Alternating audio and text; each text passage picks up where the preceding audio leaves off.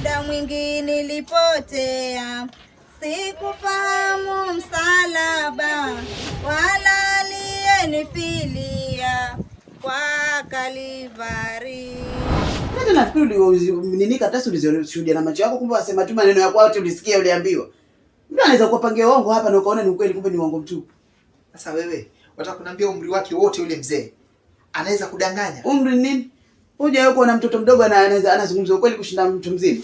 Na usioni ninatembea tembea kote nikiimba, ni kwa sababu ya kuwa Yesu ni naye. Yuko wapi huyo Yesu? Yuko wapi? Hauwezi kumuona kwa macho.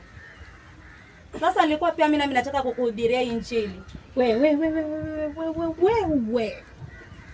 Hebu simama kwanza. Simama. Inuka. Simama pale.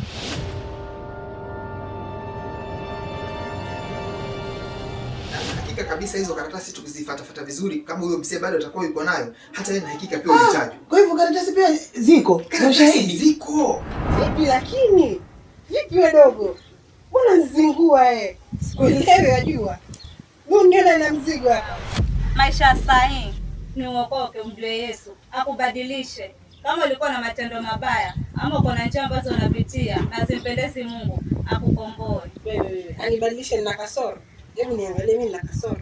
Kwa muonekano huo hujioni uko na kasoro, lakini mbele za Mungu unaweza kuwa kuna kasoro. We.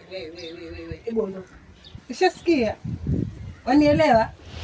Ni sawa. Kama hizo stakabadhi ziko zilionekana, basi urithi utapata, hakuna shida. Lakini sasa tukushangaza kwenye zile stakabadhi wewe humo. Mimi simo. Injili zako sio puzu kuja nao, sitaki kusikia. Shika njia ile katafutia watu wengine huko wapate injili zako. Sivyo nitakubamiza sasa hivi, nitakuchanganya. Nakwambia potea.